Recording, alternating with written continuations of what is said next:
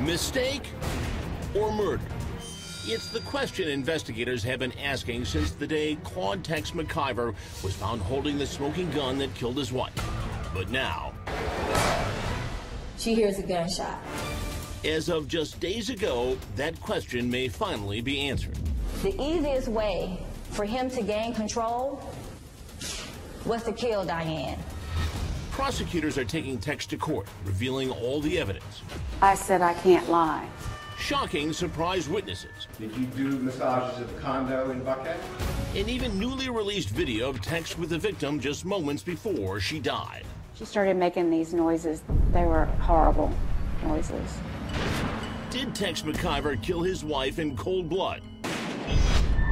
Count one, murder. We find the defendant. They were the last couple you'd expect to find at the center of a murder investigation. He was a prominent lawyer and vice chair of the Georgia State Elections Board. And she was a dynamic, self-made business executive known for her extreme generosity. Together, they owned a massive ranch in Putnam County, Georgia, along with an extravagant weekend home in the Atlanta suburb of Buckhead. But on a late night in September 2016, these two pillars of the community would become known for something much more tragic. It began not with a fight, but a leisurely day of golfing at the ultra-exclusive Reynolds Golf Club on Lake Oconee and some wine tasting. Tex tells police that after that, Diane's longtime friend Danny Jo Carter offered to drive everyone home since she wasn't drinking. Then a detour. After falling asleep in the back seat, Tex says he wakes up to find Danny Jo driving through a sketchy neighborhood. Nervous, he says he asks his wife to hand him a small .38 caliber revolver from the center console. And Tex fell back to sleep. McIver's attorney then says that Tex woke up to the sound of a gunshot and realized that the gun went off while Tex was holding it. Diane slumps, bleeding from the gunshot wound. Terrified and panicked, Tex tells Danny Jo to get to the emergency room, but Tex directs her to Emory Hospital 5 miles away, oddly bypassing 3 closer hospitals along the way. They said they took her to that hospital because Tex believes it's the best hospital in the Southeast. They also said that they didn't call 911 because they didn't want to waste time. In this newly released surveillance video, you can see Tex waving Danny Jo to the front of the ER, then helping his dying wife into a wheelchair. Tragically, nothing can be done. Diane McIver dies in the ER. Tex tells investigators just before Diane passed, she told doctors her husband didn't mean to shoot her. She said it was an accident. Following the shooting, a distraught Tex speaks by phone with reporter Natalie Rubino from our Atlanta affiliate CBS 46. Lost my life partner. It really hurts.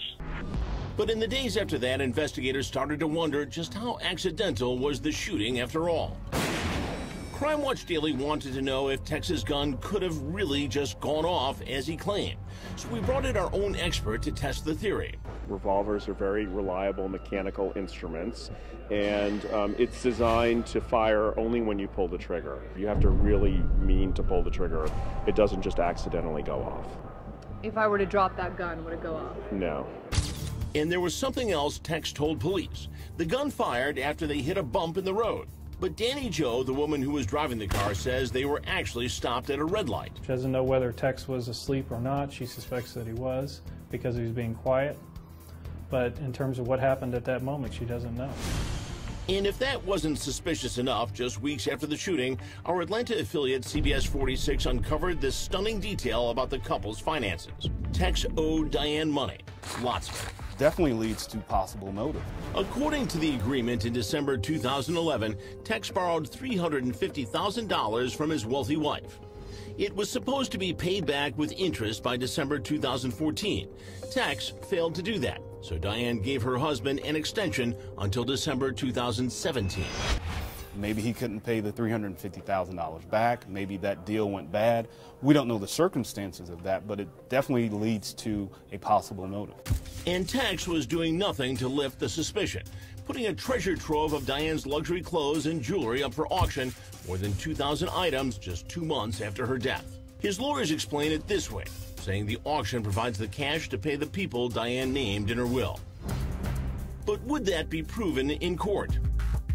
Not long after the fatal shooting, we sent our Melissa McCarty to the McCarver Ranch, just outside of Atlanta, to get Tex's story from Tex himself. Is this Tex? Yes? Hi, sir. My name's Melissa. I've been trying to reach you through your attorney, and I spoke to your brother last night, and we wanted to swing by to see if we can talk to you for a few minutes, whatever you're comfortable with. I'm not, and you need to go through Mr. Maples, ma'am. Okay, is there any way we can talk for a few minutes just without cameras, just you and I? No, ma'am. I'm sorry.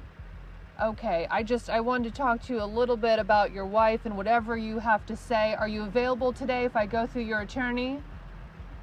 No, ma'am.